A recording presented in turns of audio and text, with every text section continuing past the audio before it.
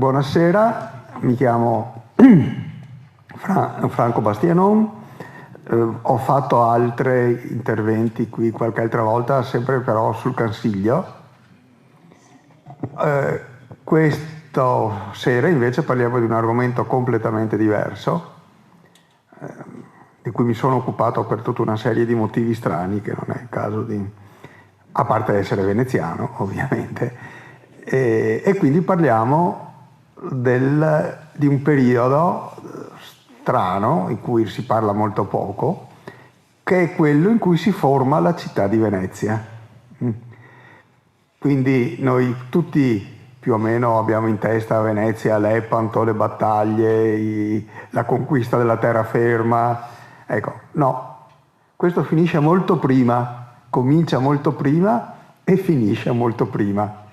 Quindi è una cosa di cui normalmente ci si occupa poco. Okay?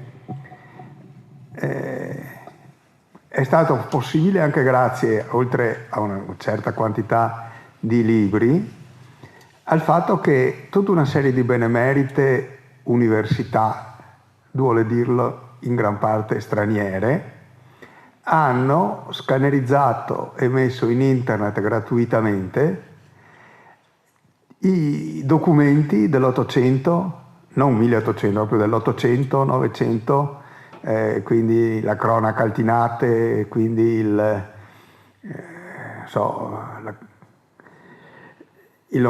storia Langobardorum e così via, per cui si possono, documenti che sono rarissimi, no? E si possono scaricare gratuitamente da internet. Questo mi ha aiutato molto perché non mi piace fare le cose solo leggendo dei libri di chi. Invece in questo modo si è reso possibile accedere direttamente prima non esistono fonti scritte, prima dell'800-900, ok? E i primi cronisti veneziani cominciano a scrivere all'inizio del 1300, quindi quando parlano della nascita di Venezia parlano già, come vedremo, di robe successe 500-600 anni prima. Comunque cominciamo. Buonasera. Come questo lo vedremo poi, è un mosaico della Basilica di San Marco a cui dedicheremo un breve capitoletto a parte. Ok? Poi vedremo anche il motivo. Dunque, allora, intanto il libro. Noi nella presentazione non seguiamo il libro, altrimenti diventa massacrante. Il libro è composto, vedete, di tutta una serie di parti che vanno via via in ordine cronologico e si ferma attorno al IX secolo, X secolo al massimo. Cioè, perché in quel periodo ormai Venezia è fatta, cioè è ancora una città che non comanda neanche a Marghera e Mestre, voglio dire, al di là che non esistessero all'epoca. Però come città lagunare a quel punto è fatta. Ecco, quindi nel libro poi c'è appunto un appendice sul mito di Venezia, un appendice sulla storia della Basilica. Il libro è un po' pesantino, io non sono mai arrivato a leggerlo fino in fondo, quindi, ok? La presentazione la facciamo molto più compatta. Allora, cominciamo intanto dall'antichità. Vedete, questo nei documenti antichi si parla sempre delle Venezie al plurale, perché il termine risale ancora ai Romani, vedete, Augusto, Tito Livio chiama il Venetorum Angulus, l'angolo dei Veneti, no? Ed era una regione amministrativa romana che, come vedete, se è più o meno, a parte quello che poi sarà il Trentino, corrisponderà a quello che sono i domini di Venezia in terraferma verso il 1400, no? Ma già sotto i Romani, vedete, Istria fino a Cremona, eccetera, faceva parte tutto di unico. Per cui si parla sempre al plurale nei documenti antichi, le Venezie, no? Allora, un'altra cosa interessante è, per via di questo motivo, che siccome sia Venezia che l'Istria restano sotto il dominio bizantino, resta anche uno stretto legame fra Venezia e l'Istria. Cioè, diversi patriarchi di grado vengono dall'Istria, vengono da Pola, vengono da Capodistria, addirittura un doge è originario di Pola. Perché anche dopo le invasioni barbariche quella zona resta o direttamente o più o meno indirettamente sotto il dominio bizantino e quindi si considera un'unità.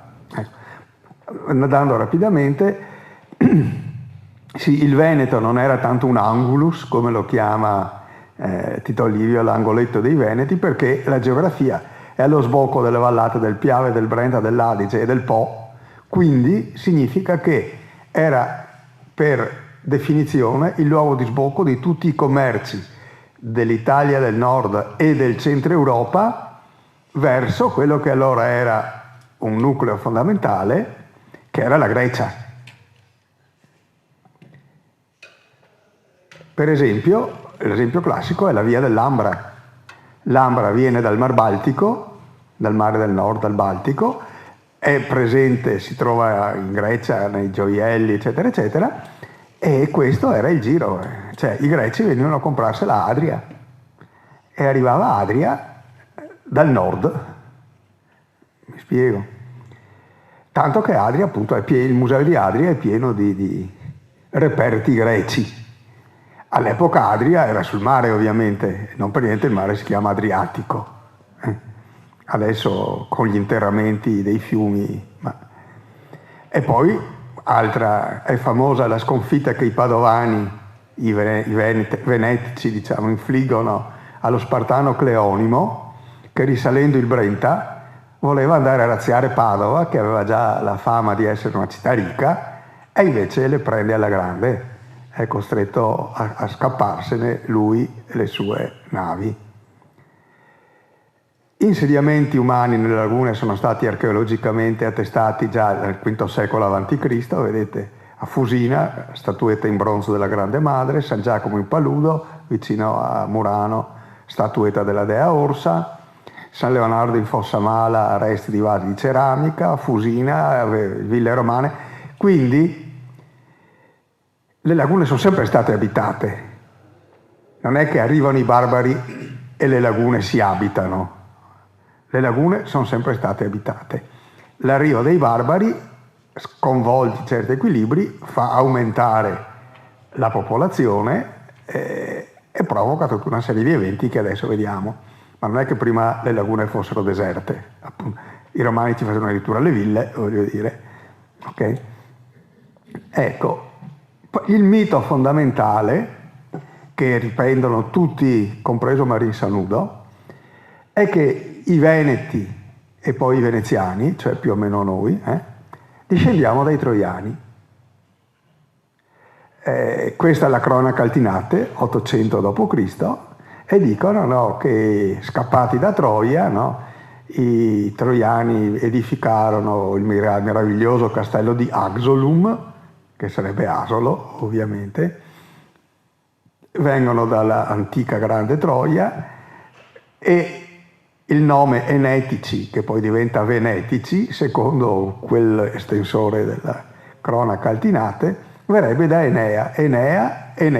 Enetici, perché discendenti da Enea.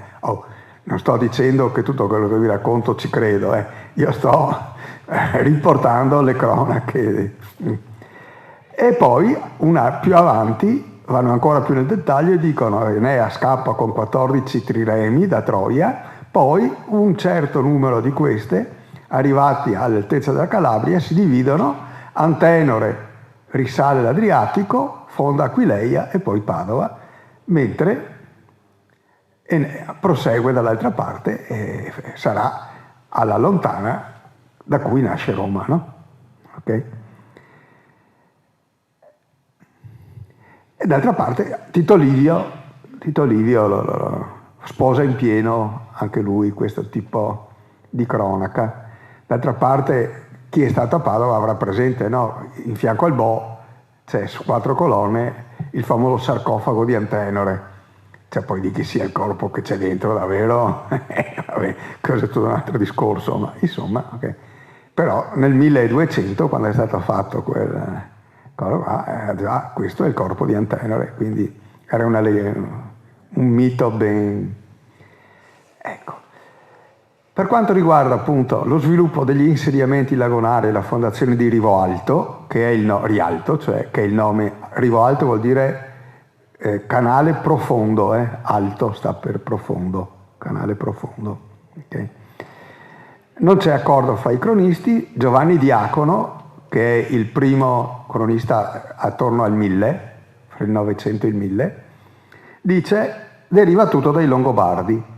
I Longobardi nel 540 invadono le Venezie, cioè l'Italia nord-orientale, conquistano a destra e a sinistra. I popoli di questa provincia, non volendo sottomettersi ai Longobardi, si rifugiano nelle isole vicine e, siccome venivano dalle Venezie, chiamano Venezia la nuova sistemazione. Questo, ecco. Quindi la nascita di Venezia deriverebbe dal desiderio di libertà delle popolazioni che non volevano sottostare ai Longobardi. Tutti gli altri cronisti cominciano da Attila, che 100 anni prima circa. Per la verità, anche appunto alla cronaca Altinate, arriva Attila, distrugge a destra e a sinistra, salvo il particolare che sia George Dolphin che Enrico Dandolo sbagliano clamorosamente le date, spostano Attila a 30 anni prima di quando viene davvero. Una cosa interessante, poi Andrea Dandolo, questo è Dolphin e Enrico Dandolo, Andrea Dandolo, che è un cronista precedente, lui la vede diversamente, dice i barbari cominciano con queste scorrerie, allora i nobili della terraferma cosa fanno? In prospettiva di dover scappare, costruiscono in anticipo dei rifugi sul mare. Quindi non so se mi sono spiegato. Per poter... E quindi, per esempio, dice, i consoli padovani, ricordando l'invasione della loro città, ad marittima, cioè vanno in riva al mare, e alla foce del fiume Prealto, che è il nome antico di un ramo del Brenta, ok, gettano le fondamenta della felice città di Rialto sopra un'isola. Probabilmente, ammesso che sia così, le prime scorribande in Italia sono quelle di Alarico nel 410 col sacco di Roma, e quindi queste sarebbero, qua siamo in piena leggenda. Il Marin Sanudo segue il Dandolo, dice fu edificata nel 421 e ampliata nel 456, cioè quando arriva Attila. Quindi la città è stata fondata prima, poi la popolazione aumenta quando cominciano le scorrerie di Attila. Ma la cosa che è interessantissima di Marin Sanudo dice per i padovani furono mandati 3 consoli a cominciare la detta città, cioè riprende quello che dice e poi fa un'osservazione che vista a posteriori 500 anni dopo è simpaticissima. E Venezia è fondata non da pastori come Roma, ma da nobili e potenti, come diremo sotto. Cioè sti romani con 4 pastori, altro che chi ha fondato Venezia, che erano tutti nobili uomini. Insomma, vabbè, sarà vero, non so. E poi prosegue naturalmente Marin Sanudo con la Lodi di Venezia, primaria e potentissima, che quando scrive lui era anche vero, perché nel 1500 è il massimo della potenza di Venezia, all'inizio del 1500, e lui poi però va più avanti, e dunque è stata fondata il 25 marzo del 421, e precisamente alle 3 del pomeriggio. Questo sto citando quello che scrive. All'ora nona, che sono le qui, ascendendo come nella figura astrologica par gradi 25 del segno del Cancro. Tenete presente che ai fine 400, primi 500 siamo ancora in pieno periodo astrologia, alchimia, no? Sarà poi nel corso del 500 poi con il Concilio di Trento che tutte queste dottrine vengono un po' messe da parte. E la cosa interessante, vedete, dice, e quel giorno non è proprio per caso, perché come affermano le scritture, io francamente non l'ho trovato da nessuna parte, ma comunque, è il giorno in cui fu creato il primo uomo, cioè il 25 marzo è lo stesso giorno in cui è stato creato Adamo, è il giorno dell'Annunciazione, il giorno della Immacolata Concezione, è il giorno della crocifissione. Qual è Per questo si decide di fondare Venezia quel giorno. Perché? Perché ovviamente Venezia rappresenta il compimento del disegno eterno di Dio. Si parte da Adamo e si arriva a Venezia. Punto. Il resto è cronaca, mettiamola così. Sì, ogni tanto anche a fare ho l'impressione che gli altri veneziani tendiamo a tirarsi a un fianchino, ma insomma, ok? Quindi questa sequenza di coincidenze esalta l'intervento divino, tanto che nella preghiera ducale c'era proprio un passaggio che dice si siano rese grazie a Dio che fin dall'eternità ha stabilito il dominio veneto, ok? E per questo l'anno a Venezia cominciava in marzo. Non cominciava come il resto a gennaio, cominciava in marzo, ok? E naturalmente, sapendo data, ora, giorno di tutto, questo è l'oroscopo di Venezia. All'epoca si usava. Non stiamo a domandare cosa che vuol dire, non ho la minima idea e neanche mi interessa granché, francamente. Comunque Marin Sanudo, nella sua opera, avendo, cioè, data, ora, tutto, questo è l'oroscopo. Boh. Forse è un po' leggenda, ho il dubbio che non sia proprio... Torniamo invece alla storia, quella un pochino più... Allora, quando siamo in piena crisi dell'impero romano, no? Che come dicono le cronache cade nel 473, eccetera. In realtà cosa fanno i bizantini? Non hanno forze sufficienti per cacciare via i barbari. E allora li usano come amministratori dell'Italia. Cioè, prima Odoacre e poi Teodorico il Grande vengono investiti da Bisanzio della carica di patrizi romani e nominati governatori dell'Italia per conto di Bisanzio, che era un po' un trucco per barcamenarsi, perché dopo qui faceva quello che voleva naturalmente, però ufficialmente lo facevano in nome dell'impero romano d'Oriente, ok? E qua c'è interessantissima la lettera di Cassiodoro, famoso consigliere del re, ai tribuni marittimi delle Venezie. I tribuni marittimi erano quindi funzionari bizantini, no? Non è che Venezia e le lagune fossero indipendenti, okay? Anzi, nel periodo di cui noi parliamo non si parla mai di indipendenza di Venezia. Il legame con Bisanzio resta sempre strettissimo. Okay? Cambierà tutto quando Venezia a un certo punto si stufa e nel 1204 conquista Bisanzio, o meglio lo fa conquistare i crociati, viene dopo. Okay? E in questa lettera praticamente c'è l'ordine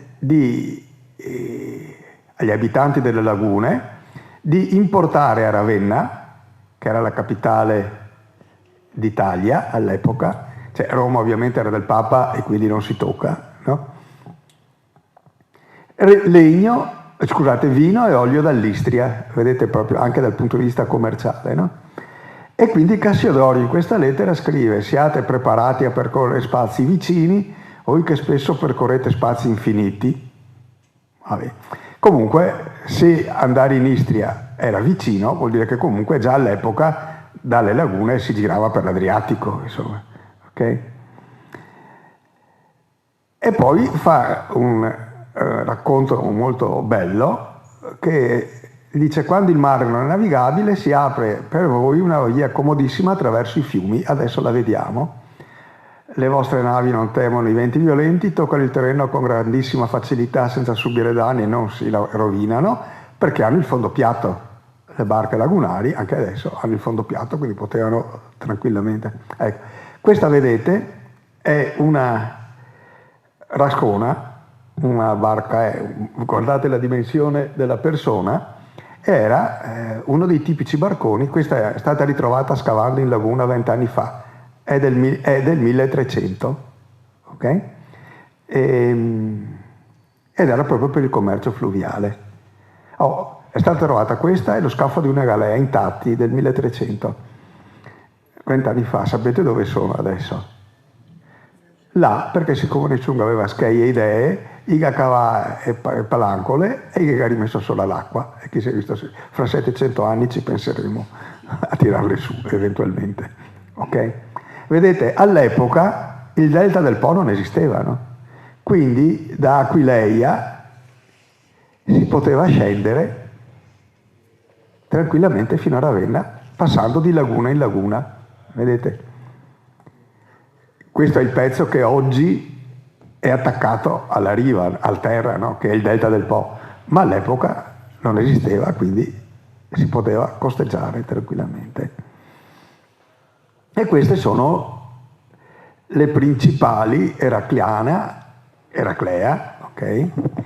Equilo, che adesso non c'è più, ma grosso modo è Jesolo, mettiamola così, Torcellus, Murianas, leggi Murano, e così via, fino a Caputargelis, Cavarzare, che era il confine sud, Cluges e Chioggia, Metamaucus, vedete oggi Malamocco non è là, questo Metamaucus antico, circa 1000 anni fa è stato completamente sommerso dalle acque, quindi non esiste più niente. Quindi quando in queste presentazioni nel libro si parla di Metamauco, non si parla del Malamocco di oggi, si parla di questo che 1000 anni fa è finito sotto.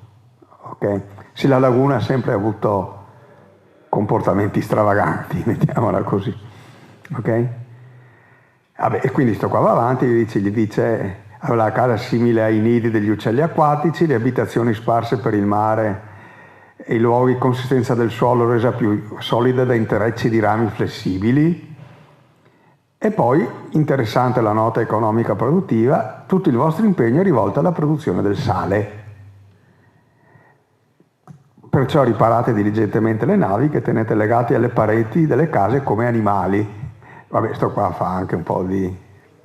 Però il discorso del sale è interessante perché significa tutta una serie di commerci verso l'interno, perché quando faceva il sale per mangiarsi, faceva il sale per rivenderlo, e per rivenderlo dovevano risalire i fiumi per poter andare a venderlo nelle città che non avevano accesso all'acqua salsa, in buona sostanza, no? Questo forte commercio fluviale, quindi necessariamente con l'entroterra, ha un risvolto politico importante, perché noi siamo abituati a pensare a Venezia quando ormai è padrona della terraferma, no? Ma all'epoca, tu stiamo parlando, Cassiodoro, 500 e rotti dopo Cristo, 520 dopo Cristo, Venezia appunto appena finiva l'acqua non esisteva più, no? E quindi cosa doveva fare? Via via che cambiavano re, imperatori, feudatari, eccetera, andare a fare trattati per libertà di commercio in terraferma, ok? E quindi ci sono, ogni volta che in terraferma cambia qualcuno che comanda, corrono gli ambasciatori veneziani a dirgli facciamo un accordo sul libero commercio, un accordo sui dazi, un accordo su... ecco, vedete? Quindi dazi, protezione legale dei mercanti e così via. Questo è... Poi c'è un altro aspetto, molte delle famiglie nobili che dalla terraferma si spostano a Venezia hanno mantenuto possedimenti in terraferma.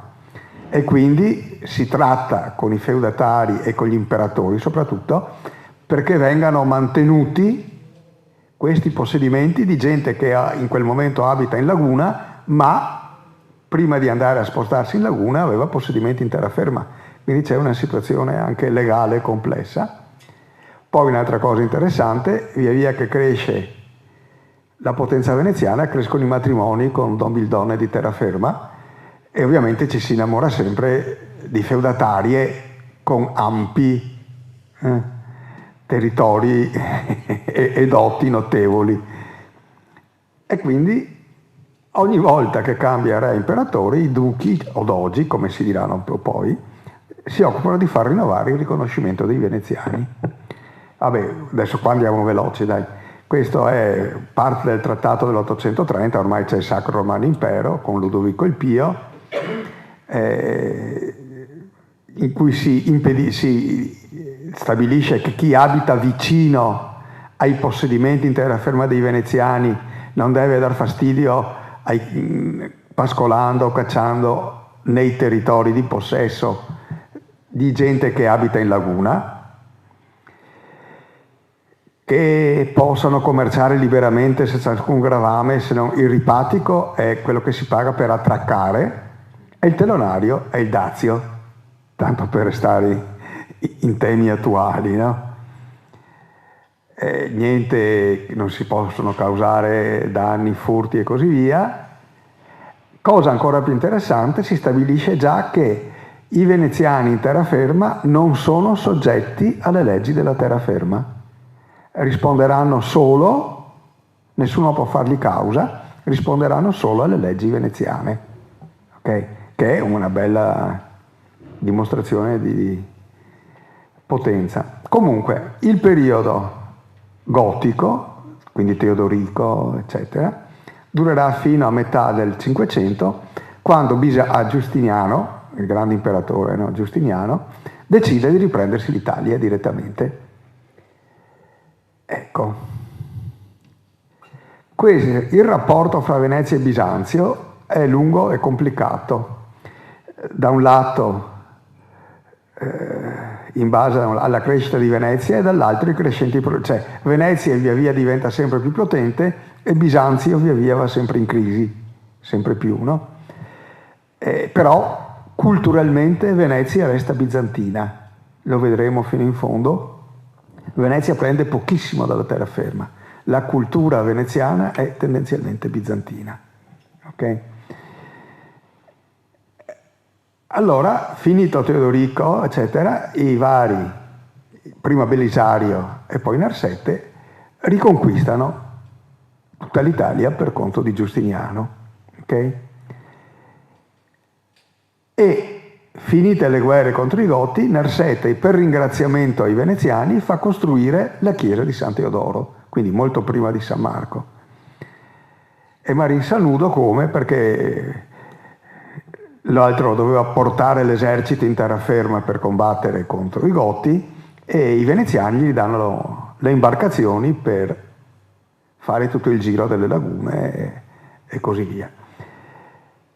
E quindi costruisce, fa venire da Ravenna degli architetti, diciamo, che costruiscono la chiesa di San Teodoro, che fu il primo protettore di Venezia prima di San Marco, e un'altra, Sant'Imemo Martire Gemignano, in piazza San Marco, che all'epoca non era una piazza, come c'è scritto infatti, vedete, Licet allora non fosse piazza, si chiamava Brolo, cioè era una grande ortaglia, non c'era ancora niente. Ecco, questi sono i resti della chiesa di San Teodoro inglobati in San Marco. Okay? Quindi com'era la chiesa di San Teodoro, e la parte in nero è quella che è rimasta inglobata in San Marco, e questi sono pezzi. Questa è dalla piazzetta dei Leoncini, l'arcone, qua c'è il sarcofago di Manin. Questo arcone qua è un pezzo della chiesa di San Teodoro. Si parlava prima, non mi ricordo con chi, del Dorigo, queste sono ricerche del Dorigo. Allora, viene riconquistata tutta l'Italia, però a quel punto cosa succede? Che non è finita, sul più bello arrivano i Longobardi, e i Longobardi in circa 100 anni si riprendono tutta l'Italia, salvo le lagune. Okay? A questo punto però facciamo un attimo di pausa alla storia e parliamo di teologia, che è una cosa fondamentale. Perché? Perché come vedremo gli imperatori bizantini si occupavano alla grande di religione e non sempre con risultati positivi. Il Concilio di Calcedonia è sempre stata una delle cose più discusse, no? La natura di Cristo. Cristo uomo, Dio, le due nature insieme, è nato uomo e poi diventa Dio. Tanto che bisogna arrivare al 451, il Concilio di Calcedonia, perché si decida quello che noi riteniamo oggi. In Cristo ci sono due nature, umane e divine, inseparabili, ok? Però l'Occidente l'accetta, l'Oriente non tanto. C'è un altro concilio, uno scisma nel 500, ricomposto al 519. Poi cosa succede? Giustiniano indice il concilio di Costantinopoli nel 553 per risolvere la faccenda. Si decide definitivamente che Cristo ha le due nature, umana e divina, fin dall'inizio indissolubilmente unite. E qua scatta il problema. Perché? Perché c'è un nuovo scisma, molto più devastante del primo, lo scisma di 3 capitoli, e interessa le zone di Venezia. Perché Italia del Nord, Dalmazia, Africa settentrionale sono scismatiche e gli arcivescovi di Milano e Aquileia si danno inizio allo scisma, si consacreranno a vicenda, perché il Papa ovviamente, essendo scismatici, non li nomina più vescovi, però un vescovo può essere nominato da un vescovo, non serve il Papa per fare un vescovo. E quindi questi qua si nominano tra di loro, okay? E l'arcivescovo di Aquileia, scismatico, per darsi ancora più importanza, si autonomina patriarca. Ecco. Quindi l'idea del patriarcato entra in laguna in questo momento e in questo contesto.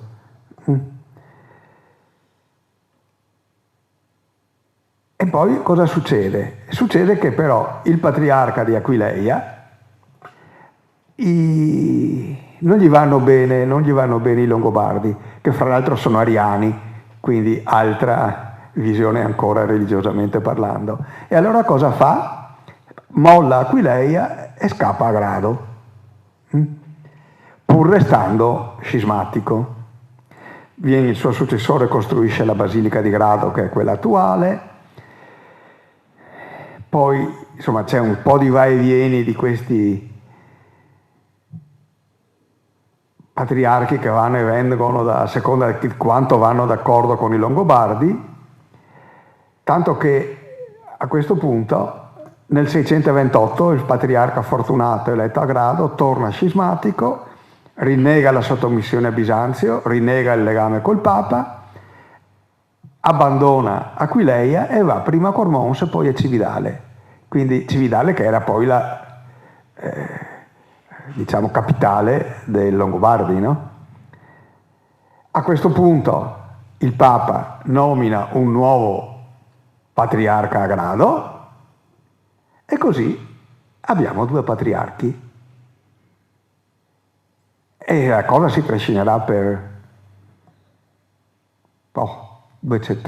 500 anni, qualcosa del genere, con 2 patriarchi che fra l'altro ecco, cosa succede? Che intanto l'imperatore Eraclio, quello che ha dato il nome Eraclea, no? Porta a Bisanzio, da Alessandria d'Egitto, la cattedra di San Marco e la invia a Grado per dare un tono alle elezioni di questo nuovo patriarca. E naturalmente con frammenti della croce, non per fare il cinico, ma in giro tanti di quei frammenti della croce sparsi in centinaia di reliquiari, insomma, che va bene. E questo è, se andate a Venezia, a San Marco, è là. Inizialmente era a Grado, poi adesso a Grado c'è una coppia, è stata portata a San Marco. E quindi questo è il primo caso in cui si fa il nome di San Marco dalle parti delle lagune e in funzione politica anti-longobarda e antiscismatica. Okay? Infatti, per esempio, la Basilica di Aquileia è dedicata a Santa Maria Assunta e ai Santi Ermagora Fortunato, quella di Grado a Santa Eufemia. Nessuno aveva mai preso in considerazione San Marco. Ok? Lo scisma dei 3 capitoli termina a un certo punto, ma insomma ormai i 2 patriarcati non si riuniranno più, o meglio si riuniranno quando Venezia conquista la terraferma a questo punto. Okay? Quindi la terraferma a Aquileia col Friuli, Istria e Ducato di Venezia a Grado. Okay? E quindi a questo punto c'è anche una separazione, diciamo, definitivamente religiosa, quindi non solo culturale e politica ma anche religiosa, fra la terraferma e le lagune. Ok? Vabbè, poi i patriarchi di Aquileia tendono spesso ad andare a devastare Grado, portare via roba e così via. C'è una continua... ma andiamo avanti. Arriviamo a San Marco. Allora, la presenza di San Marco a Aquileia è una cosa tuttora dibattuta. Non tutti gli storici sono d'accordo sul fatto che San Marco sia mai passato per Aquileia, tanto per essere... Perché? Perché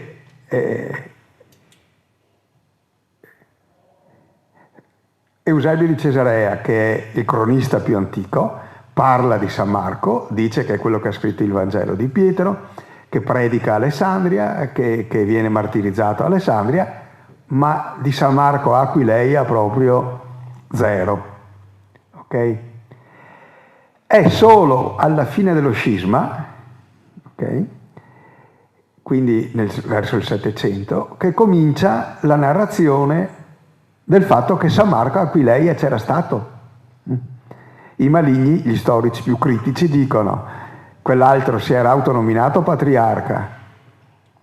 Siccome per essere patriarchi bisogna essere vescovi di una diocesi fondata direttamente da un apostolo, sto qua si inventa un quasi apostolo come San Marco, discepolo di Pietro, eccetera, per giustificare il suo titolo di patriarca. E quindi Paolo Diacono, appunto Historia Langobardorum, San Paolino di Aquileia e così via. E così nell'812 il patriarca Massenzio da Cividale torna a Aquileia spinto da Carlo Magno, quindi lui ci stava tranquillamente a Cormons, sì, a Cividale, ma Carlo Magno vuole che torni nelle lagune per far da contraltare alla nascente Venezia, no? Quindi c'è sempre questo intreccio di scontri politici e di potere, no? Sotto anche questi movimenti. Venezia, come vedremo, aveva appena superato il tentativo di conquista franco, lo vediamo adesso, e a questo punto si afferma la narrazione di San Marco come evangelizzatore del nord Adriatico da Aquileia, che è anche un modo per dire il patriarca di Aquileia è più patriarca di quello di Grado. Non so se mi sono spiegato. Ecco. Lasciamo un momento di sospeso San Marco e torniamo a un nuovo problema teologico, 726. Sto imperatore bizantino, Leone Isaurico, fuori di testa completamente, gli viene un'idea brillante, l'iconoclastia. Bisogna distruggere le immagini sacre. Ok? E quindi comincia la distruzione di icone, Questo non viene preso benissimo. Per esempio in Italia tutte le popolazioni dell'Italia bizantina, compresi i venetici, si ribellano, eserciti compresi. Okay? Addirittura l'esarca Paolo, inviato in Italia per far eseguire gli ordini imperiali e riportare all'obbedienza il Papa viene difeso dai Longobardi, che del Papa non gliene fregava niente, tanto che avrebbero volentieri preso Roma. Però se si tratta di difendere, diciamo, la fede, è meglio ancora tenere lontani i bizantini, fanno anche la parte di quelli che difendono il Papa, voglio dire, no? Quindi c'è religione, movimento, è tutto un intreccio complicatissimo. E Paolo Diacono, nella sua Historia Langobardorum, scrive: anche gli eserciti di Ravenna e delle Venezie si opposero unanimi Se il pontefice non li avesse trattenuti, si sarebbero adunati un altro imperatore. Okay? Seconda crisi delle... E intanto ovviamente i Longobardi ne approfittano per conquistare Ravenna, che era la capitale dei Bizantini in Italia. E qua salta fuori Venezia alla grande. Perché? Perché l'esarca di Ravenna scappa a Venezia, che è ancora bizantina, ok? E sollecita che i veneziani perché lo aiutino a riconquistare Ravenna. Okay? I veneziani inizialmente proprio gnacca che pensa, ok? Però poi si mette di mezzo il Papa, si mette di mezzo il Patriarca di Grado e così alla fine appoggiano la controffensiva imperiale e nel 734 riconquistano Ravenna e la ridanno ai bizantini. Punto. Ok? Questo è un episodio fondamentale nella storia di Venezia per vari motivi. Allora, primo, la dimostrazione di forza militare.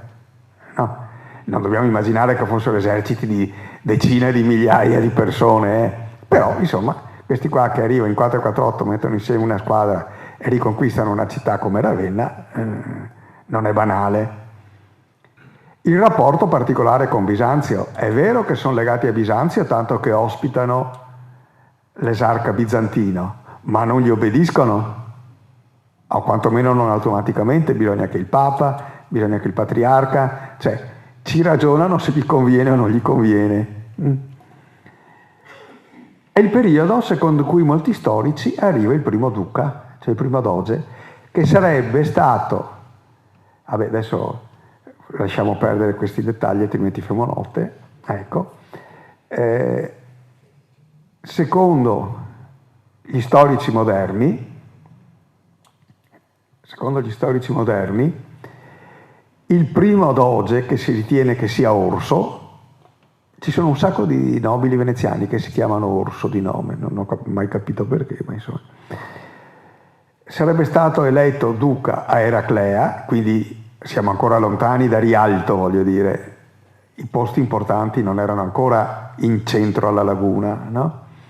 In coincidenza appunto con la rivolta generale dell'Italia bizantina contro l'imperatore iconoclasta. Intanto cosa succede?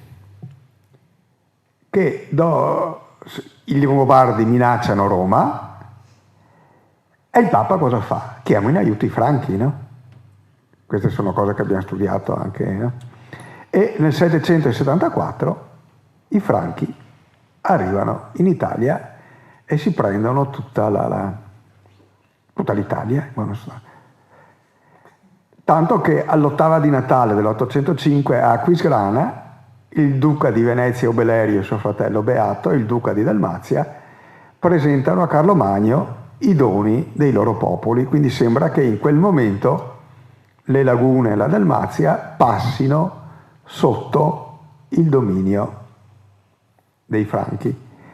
Ma è solo un momento, perché la reazione di Bisanzio è immediata, una squadra navale arriva su, blocca la Dalmazia, ristabilisce la sovranità di Bisanzio, arriva in laguna, i due duchi dicono abbiamo scherzato, era tutta siamo bizantini, e la cosa finisce là.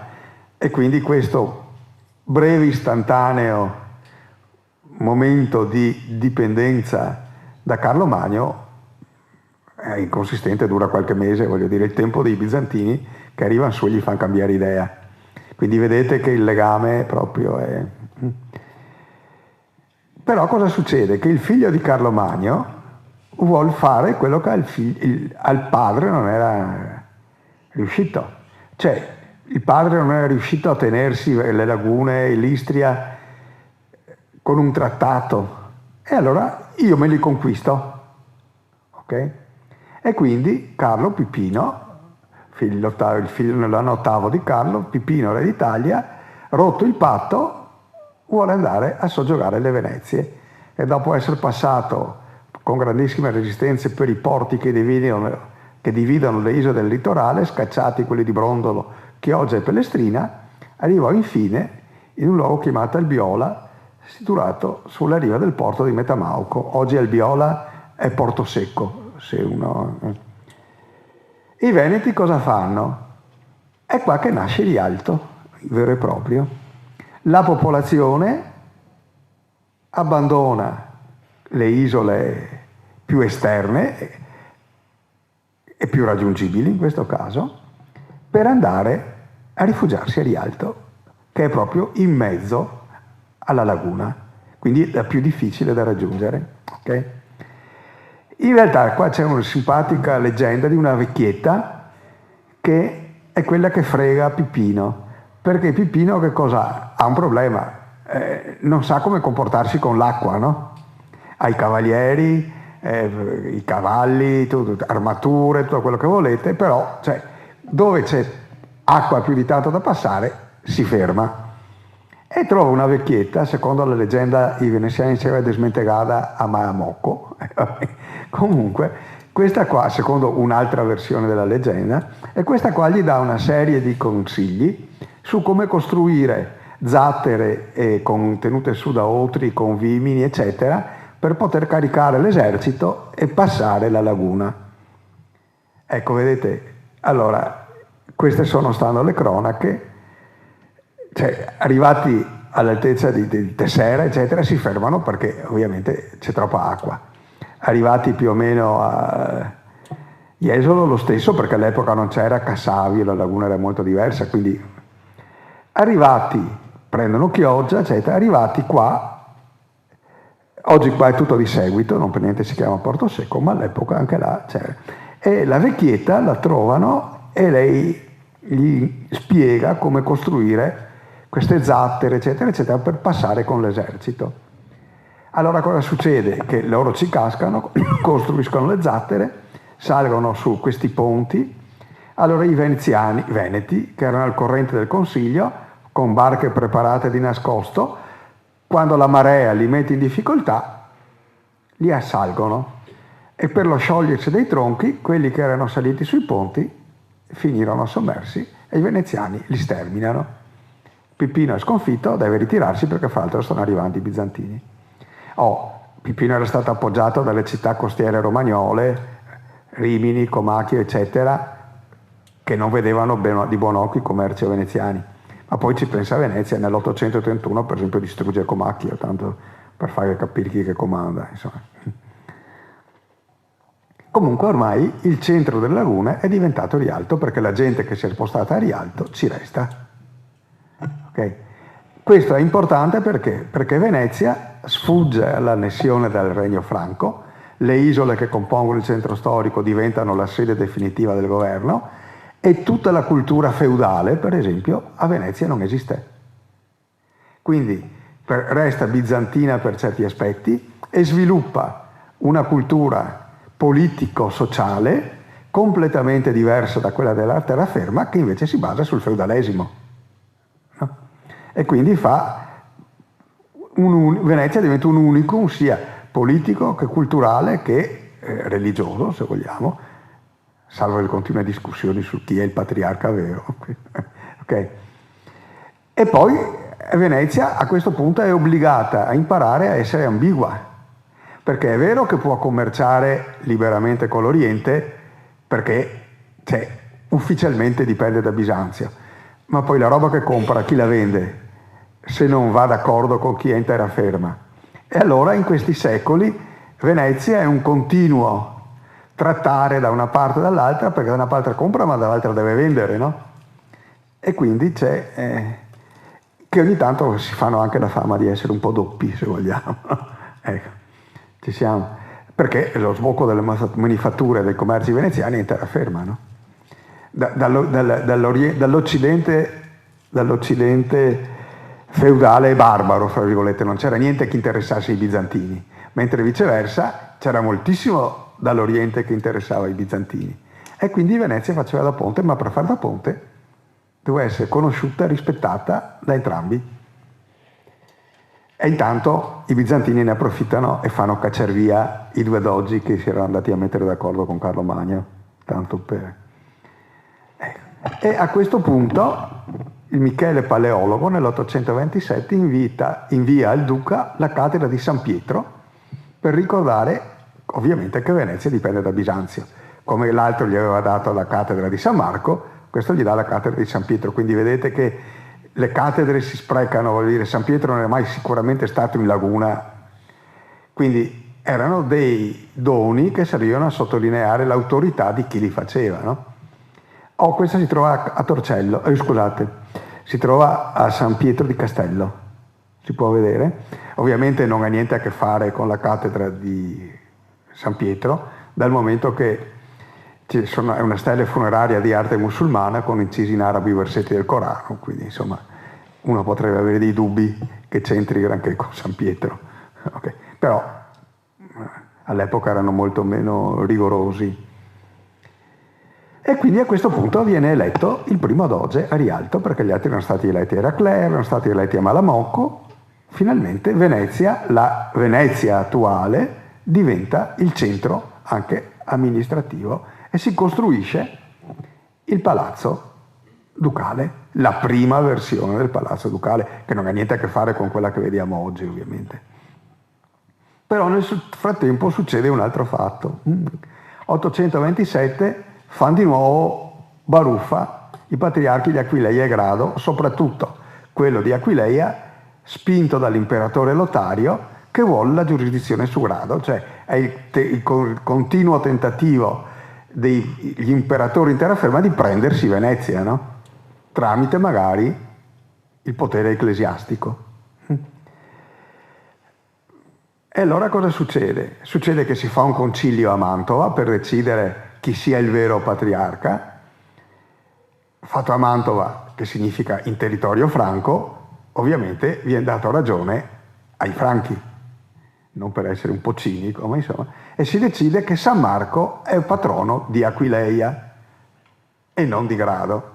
Cioè, questo i veneziani va fuori di testa a sto punto, no? Ma come? Cioè, oltretutto abbiamo appena sconfitto i franchi e ti vuol che siamo San Marco non sia mai. E allora, ovviamente, fra l'altro San Marco avrebbe anche un grande peso, no? Perché un'identità con tutta questa gente che è arrivata da posti diversi. Cioè, avere un mito come San Marco in casa crea una forte identità sociale, no? E allora cosa fanno? Da buoni mercanti vanno a comprarsi il corpo di San Marco a Alessandria, punto. Cosa c'è di tanto difficile? Fra l'altro, cosa che non tutti sanno, prima era vietato, i bizantini vietavano di commerciare con i musulmani, perché nel frattempo quella zona là era diventata musulmana, no? Ma i veneziani proprio dei divieti bizantini. E in più i veneziani erano diventati commercianti specialisti in reliquie. Siccome molti in terraferma, molti feudatari, oppure costruiscono una bella cattedrale, mi serve una bella reliquia, cioè nell'Oriente, Medio Oriente musulmano, delle reliquie cristiane proprio, e per cui i veneziani a richiesta fornivano reliquie. Poi, siamo perdere, no? Comunque, così è. E così, nell'828, dopo molte peripezie, il corpo di San Marco arriva a Venezia e viene costruita la prima chiesetta. Quindi in alto San Teodoro, ok? Poi la prima versione della chiesa di San Marco e in vicino il Palazzo Ducale, che era una specie di fortezza con le torri, ok? Questa probabilmente era come con un canale che oggi non esiste più. Questa è la chiesa costruita a San Gimignano, eccetera, le due chiese costruite dai bizantini, poi la prima San Marco e il Palazzo Ducale, completamente diversa da oggi. E il resto tutto a orto. Vabbè, Allora a questo punto c'è però un problema. Ma San Marco è mai passato per Venezia? Se deve essere, ci siamo portati il corpo, ma a che titolo? E allora si scopre che San Marco è passato per Venezia. che non c'era ancora ovviamente, perché quando decide di spostarsi da Aquileia a Roma, sale in barca e navigando, no? E vengono sorpresi da una tempesta, entrano nelle lagune, dove al presente è il distretto veneziano, e quindi in quest'isoletta abitata da pescatori si fermano. Secondo la leggenda è la zona di San Francesco della Vigna.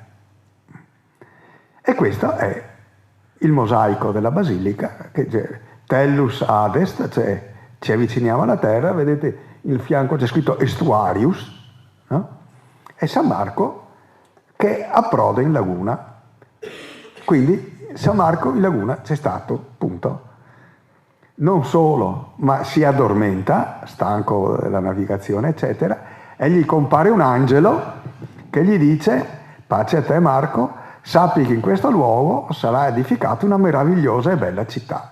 Eccolo qua, sempre mosaici della basilica. Quindi Venezia si costruisce, diciamo, il mito un mito della presenza di San Marco a Venezia alternativo a quello di Aquileia, no? Insomma, poi quale sia la storia vera come la intendiamo noi oggi, questo è tutto un altro tema. Però se ci pensate, la cosa importante non è se è vero o non è vero, è se la gente ci crede o non ci crede. E per i veneziani San Marco è San Marco. Poi va a spiegare che cioè, non so se mi sono... Ecco qua, sempre dal Basilica di San Marco, 2 istantanee del prelievo del corpo. Allora vanno a Alessandria, corrompono i monaci, che vedete gli tirano fuori il corpo dalla cassa, lo caricano in un cestone. Questi sono i 2 veneziani, il tribuno da Malamocco e il rustico da Torcello, ok? E in un cestone ricoperto di carne di maiale, in modo che quando i doganieri musulmani gli dicono cosa state portando là dentro, loro dicono guardate pure. E allora i musulmani, che non possono toccare la carne di maiale, vedete, kanzir, che vuol dire maiale, maiale, si rifiutano neanche di avvicinarsi e loro si portano via il corpo del santo. Ok? E beh, questo è il doge e tutti quanti che lo aspettano che arrivi. E a proposito del corpo di San Marco e commercio delle reliquie, esisterebbe un altro pezzo del corpo di San Marco nel monastero di Reichenau, sul lago di Costanza, sul lato nord tedesco del lago, e secondo la tradizione locale gliel'ha venduto un veneziano. Cioè, vabbè, si può perdere. Comunque, tanto che, cioè, questa è storia, tanto che nel 1474, quando il patriarca di Aquileia ormai era veneziano perché Venezia aveva conquistato il Friuli e va a visitare la chiesa, il gestore della chiesa gli espone il reliquiario apposta sull'altare e l'altro fa tutto un percorso contorto per non guardarlo, perché l'unico vero San Marco, quel che sia, è solo a Venezia e non è stato svenduto a pezzi, così. Vabbè, qua possiamo anche andare, Venezia fra l'altro è convinto prima, è coinvolto in una guerra dietro l'altra, perché nel frattempo verso il Novecento c'è l'immigrazione in Dalmazia dei croati, no? E quindi cominciano le guerre contro quelli i narentani prima, qui che poi i veneziani si chiamano gli sciavi, no? Riva dei sciavoni, ecco. Ok? Tanto che Venezia fa addirittura un patto con l'impero d'Occidente, per cui che gli appalta la polizia marittima dell'Adriatico contro i pirati. Cioè i franchi non avevano nessuna capacità marittima, fra virgolette, e quindi fanno in questo trattato in cui dicono i veneziani fate voi che abbiamo gli interessi in comune, quindi ai pirati pensateci voi, ai pirati slavi pensateci voi, ok? E vabbè, poi cominciano a esserci le prime tracce dei commerci con l'Oriente. Orso Partecipazio, un vescovo, lascia un sacco di pepe e uno di spezie in eredità, quindi insomma, ormai i commerci sono... Ecco, arriviamo ai duchi. I duchi passano, era un mestiere pericoloso, io adesso andrei veloce, fa quasi tutti una brutta fine in questo periodo, cioè significa copaia corteae, tanto per capirsi. Perché? Perché ogni duca, appena fatto duca, tenta di creare una dinastia. Quindi mentre è ancora in vita nomina per esempio correggente il figlio.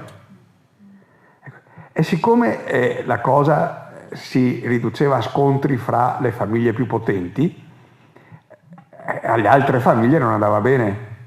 Quindi difficilmente, già era difficile che sopravvivesse il figlio, raramente sopravviveva il nipote, tanto per capirci, no?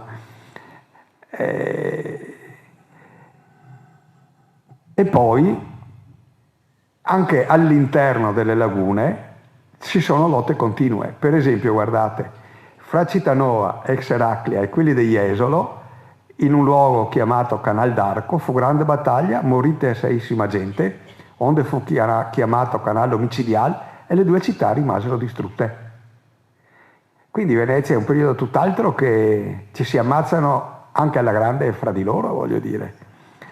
Questa è ancora più simpatica, il duca Giovanni, non gli va bene il patriarca di Grado, che fra l'altro è omonimo, manda il figlio con una flotta, questo invade la città, devasta Grado, prende il patriarca e lo butta giù da una torre e gli taglia la testa. Ed è quel Carestre che taglia anche la testa, appunto. Quindi dobbiamo forse rivedere un po', no? Noi abbiamo in testa a Venezia tutti quanti con la toga, il palazzo ducale, che votano. Cioè qua all'epoca si andava molto più per le spicce, mettiamola così. Questo per esempio Belerio, che era uno di quelli che erano stati esiliati dai bizantini, torna, tenta un colpo di stato, viene assediato in un paesino che aveva preso.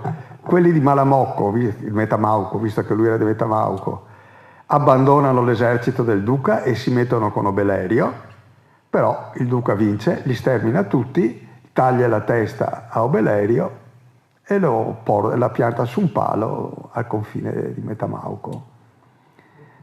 Cioè, ecco, guardate, questa è una sintesi. Questi sono i duchi, ucciso, spesso li accecavano anche. Era una tradizione bizantina, I bizantini con gli imperatori, quando o li ammazzavano oppure li accecavano e li facevano ricoverare in convento. Appunto. Questa è proprio cultura bizantina pura. Guardate fra ucciso, accecato e cacciato. Cioè, in pratica, in questo periodo che stiamo esaminando, 19 duchi, 4 uccisi, 8 cacciati, 1 morto in battaglia. Insomma, non era un posto tranquillo fare il duca, direi, no? Ok? Quindi secoli sono segnati dal continuo violento scontro di potere fra le famiglie più importanti.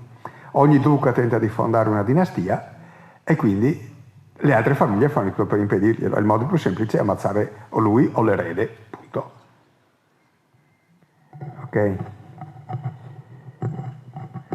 Poi si dice nelle cronache si dice eletto dal popolo, ma non si sa come, dove, con che procedure. C'è un primo tentativo di calmare le acque nel 997, tutti d'accordo, si decide di non ammazzarsi più a Palazzo Ducale.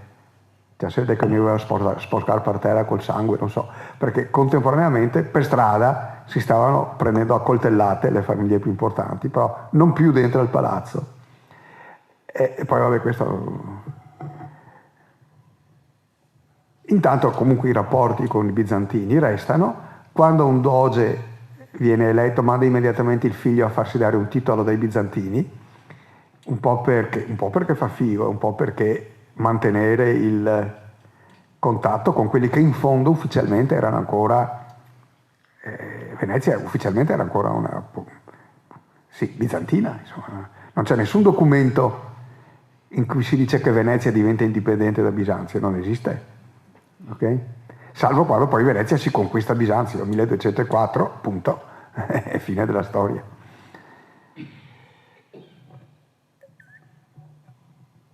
Appunto stiamo vedendo, no? Ecco. Finché finalmente nel 1043 si vota uno statuto che vieta al duca di nominare un correggente o un suo successore, né permetta che sia fatto con lui vivo. Questo si decide quindi di chiudere definitivamente col periodo del tentativo dinastico. E quindi da questo momento in avanti comincia a formarsi quella che sarà poi tutta la struttura politico-amministrativa che poi vedremo in azione nel 1300-1400.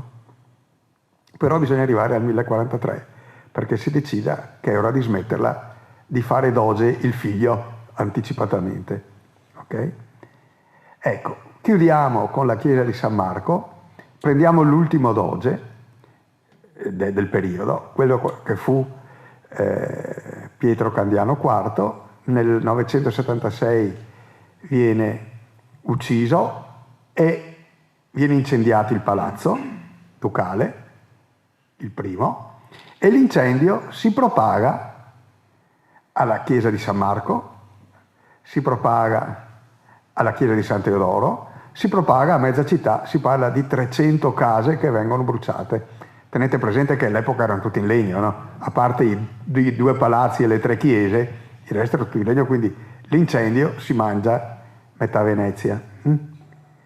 E cosa succede? Che ovviamente i veneziani ricostruiscono immediatamente, cominciano a ricostruire immediatamente la Basilica di San Marco. Ma cosa succede? Che nel frattempo arriva ad Aquileia, Popone, patriarca tedesco, riprendono le dispute con Grado, Popone fa devastare Aquileia, fa devastare Grado dalle sue truppe e per far vedere chi comanda costruisce la Basilica di Aquileia, che è questa, quella che si vede anche oggi. Ok? Allora Venezia cosa fa? Non sia mai che quel tedesco di Aquileia abbia una basilica più grande della nostra. Allora cosa fanno? Buttano giù la seconda San Marco che hanno appena finito di costruire e cominciano a costruire quella che vediamo oggi. Ok? E la costruiscono in perfetto stile bizantino. Questa è Bisanzio, 12 Apostoli, questa è la chiesa di San Marco, vedete? E questa invece è Aquileia, romanico puro, no? Mentre Venezia è Bisanzio puro. La pianta proprio della basilica è... Ma guardate anche questa, l'arte. Questa è la Madonna a Costantinopoli, chiesa di Santa Sofia, a Murano, a Torcello. Cioè, quindi proprio... Fra l'altro vedete MR e ZU, è scritto in greco, quindi quella là è una R, che significa madre di Dio, Mater Zeus, che vuol dire che si è accettato il discorso che Gesù era insieme Dio e uomo, altrimenti la Madonna non si potrebbe chiamare madre di Dio. Quindi anche nei mosaici ci sono sempre anche questi significati che noi oggi in generale non cogliamo neanche più. Ma all'epoca fare un mosaico con quella scritta voleva dire io la penso teologicamente in questo modo. Ecco, poi stiamo finendo, ci sono dei matrimoni, ecco, via via che Venezia acquista potenza, i duchi si innamorano di principesse bizantine sempre più alte in grado, e quindi nipote dell'imperatore nel 1003, sorella dell'imperatore nel 1075, è chiaro che sono tutti matrimoni politici, no? Evidentemente, però ci dicono quanto è forte il legame. Ecco. Ultima, e dopo chiudiamo, nell'ultima cena della Palla d'Oro di Venezia, non so se avete mai visto la Palla d'Oro che è conservata a San Marco, è un gioiello, cioè 1970 pietre preziose, quindi una roba fantastica. fatta da un duca in questo periodo, e lui compare rappresentato con sua moglie che è una principessa bizantina, tanto per cambiare. Okay? Comunque la cosa interessante è la forchetta è il primo esemplare di rappresentazione della forchetta, la vedete? Era sparita in Europa la forchetta, perché con la caduta dell'impero romano c'era l'arrivo dei barbari, c'è Scuger, Corteo e dopo se c'è Pacoeman. Okay? A Bisanzio, specie le principesse, ci mancherebbe altro, tradizione romana, eccetera. E quindi quando cominciano a venire qua perché sposano i vari duca, semiduca, eccetera, si portano, cioè il pretende che Magnacolori dopo era il Pirona, che Piron è termine greco, viene dal greco peiro in filzo. Il nostro termine dialettale Piron è greco, tanto per essere chiari. E sono queste principesse bizantine che a questo punto la cosa si diffonde fra la nobiltà veneziana, perché se vogliono andare a pranzare a Palazzo Ducale a cominciare ad operare a forchetta, e poi un po' alla volta si diffonde in giro. Okay? Quindi, e la cosa interessante è che il clero si oppone all'uso della forchetta inizialmente. Perché? Perché il demonio era sempre rappresentato col forcone in mano. E allora lo stesso San Pier Damiani, grande teologo, grande santo, eccetera, la definisce un oggetto demoniaco, perché era usata dal diavolo, e quando la povera Teodora, che era una delle principesse che muore di una terribile malattia, Pier Damiani dice che sta bene, giusta punizione per il peccato di aver introdotto uno strumento diabolico. Quindi adesso chiudiamo, questa è l'evoluzione in sintesi, laguna vuota, lo splendore di Venezia, questa è la fine del 1400, come è ridotta oggi Piazza San Marco. Ecco.